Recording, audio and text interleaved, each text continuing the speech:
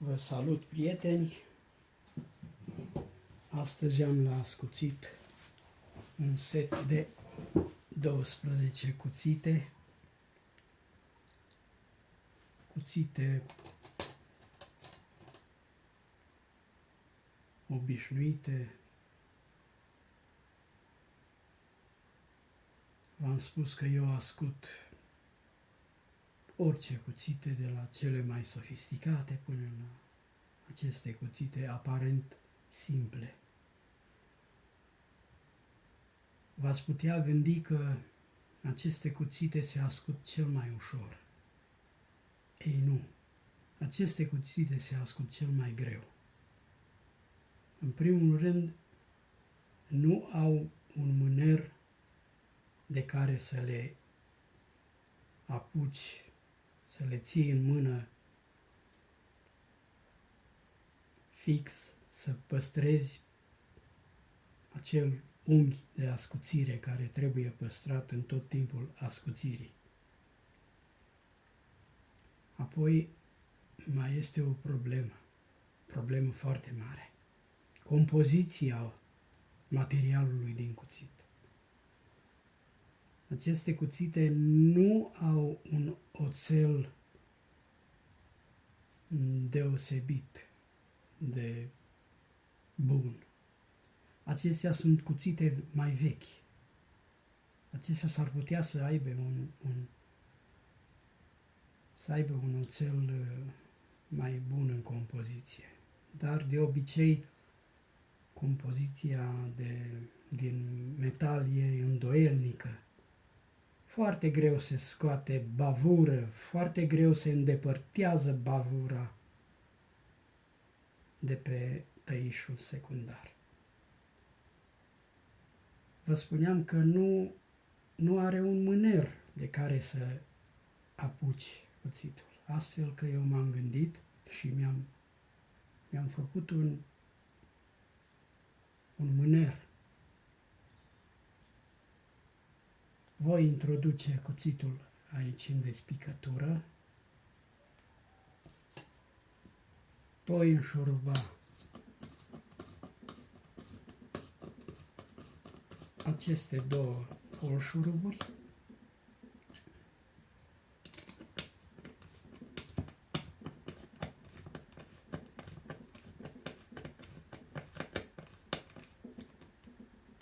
Da.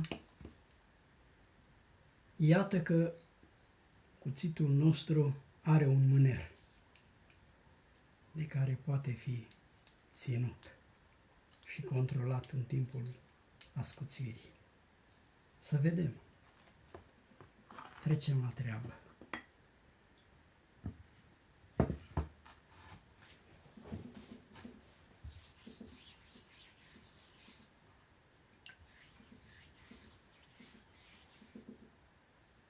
Nu știu ce oțel este în cuțit. Nu știu cum se va comporta. Începem.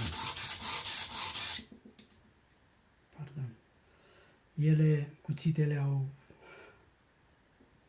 au suferit diferite încercări de ascuțire. Tăișul secundar e praf. Încerc să-l remediez. Deci tăișul secundar e compromis total. Să văd ce pot să fac.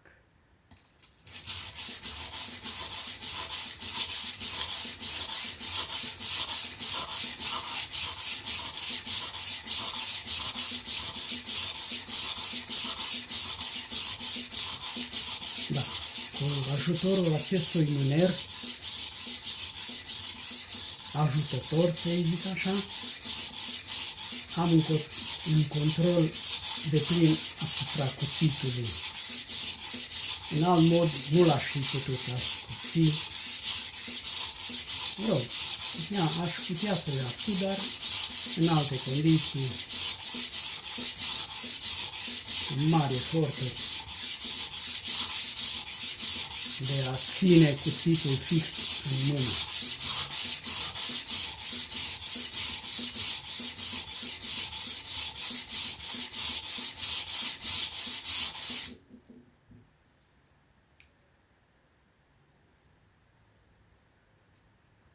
Oțelul e bun, e bunicel, sunt cuțite mai vechi. În mod normal, aceste cuțite ar trebui ascuțite doar în partea dinspre vârf. Sunt cuțite pentru a servi friptura la masă. Dar, după cum știți, aici la noi în Ardeal se mănâncă și se mănâncă bine. Așa că aici cuțitul trebuie să fie cuțit.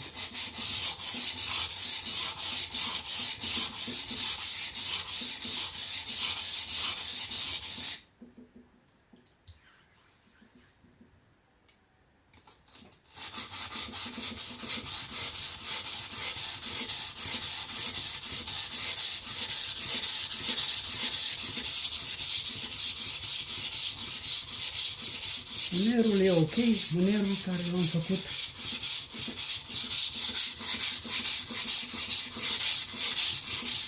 e ok, mă ajută foarte mult.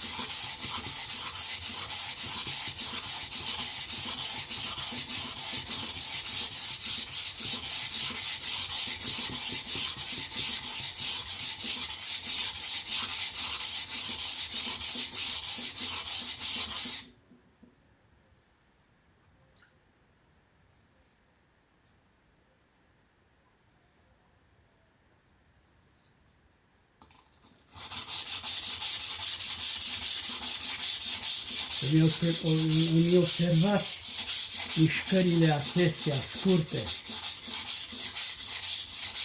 Prin mișcările acestea scurte caut unghiul tăișului.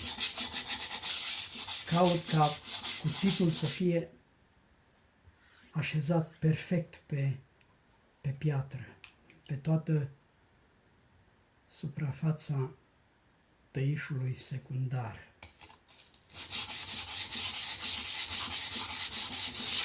Când am găsit poziția perfectă, continui cu mișcările lungi de ascuțire.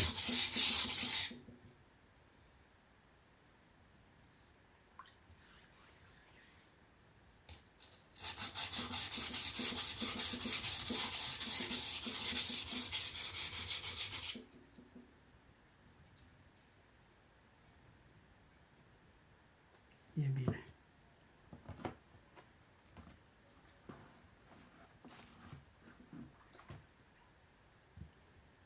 Trec la Sfânta Piatră de 1000. Și ea e pe cale să priviți. Mai are vreo 7 mm, 6-7 mm din 20. Astea sunt pietrele King, pietre moi.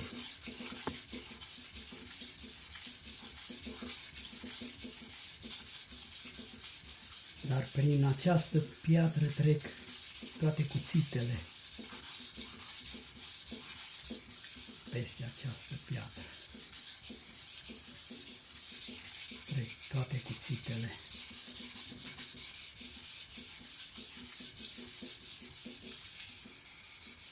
Granulația de 1000 e crucială în ascuțirea cuțitelor.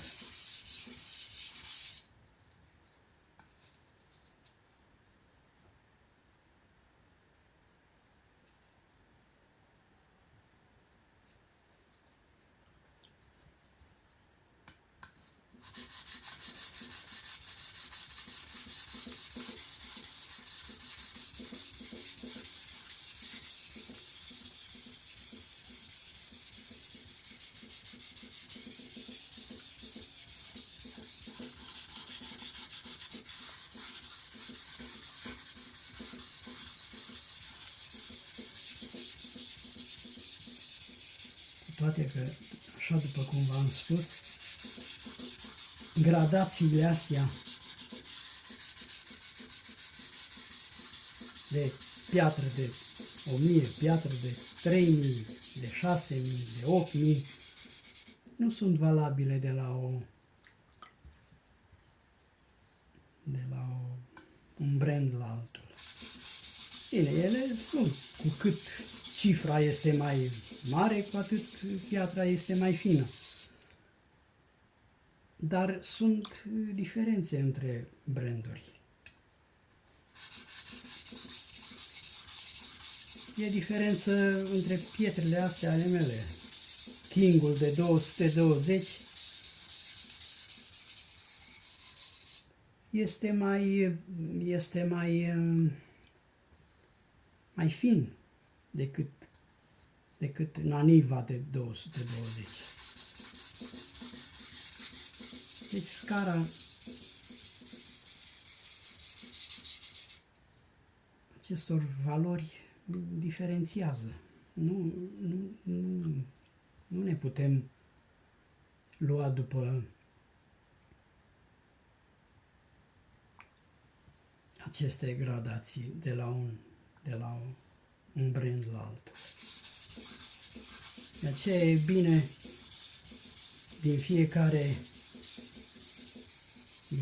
brand, dacă avem, eu deja mă gândesc să-mi comand Naniva de 1000 și de 3000 pentru a continua pe acest brand, cu acest brand.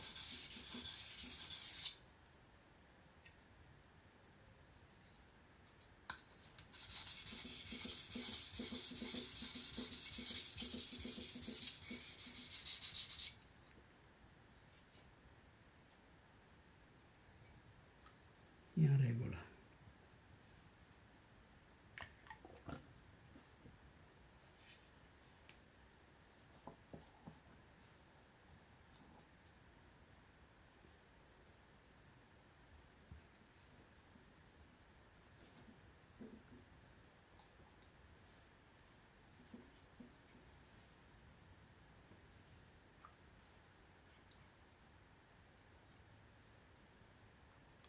Voi continua cu piatra King de 4000 granulație. Se pare că într-un videoclip am spus granulație 3000, e 4000 dacă granulația.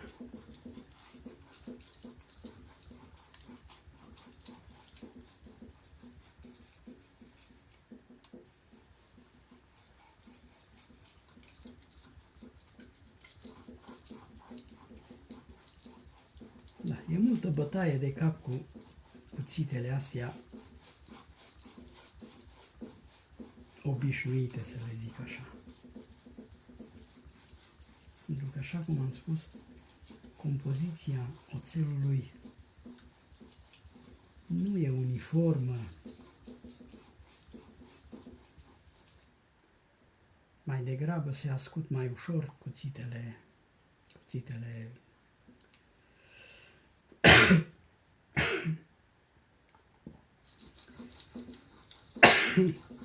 scuze, cuțitele dure, cuțitele de peste 60 de Rockwell, 65 cum au cuțitele japoneze. Cele cuțite au și pietre dedicate pentru oțelul lor, carbon. Se ascut ușor.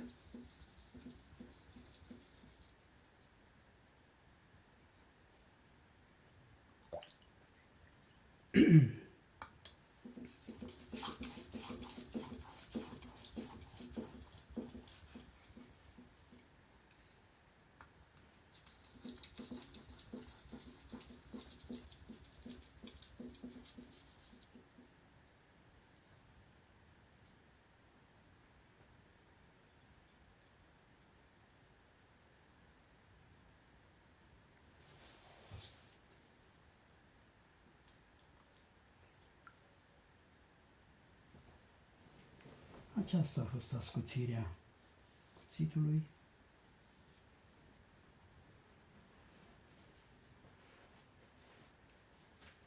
Încerc să-mi usuc mâna, să nu mai umezesc hârtia pe care voi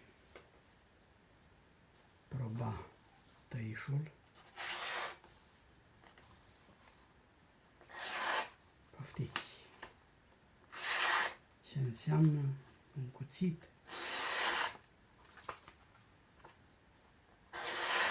Un cuțit normal,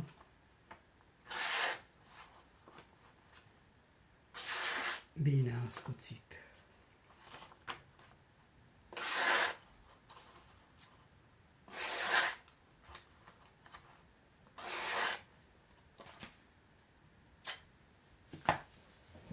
Acesta este cuțitul. Observați tăișul. Tăișul secundar, cât de frumos lucește. Luciu dat de piatra de 4000.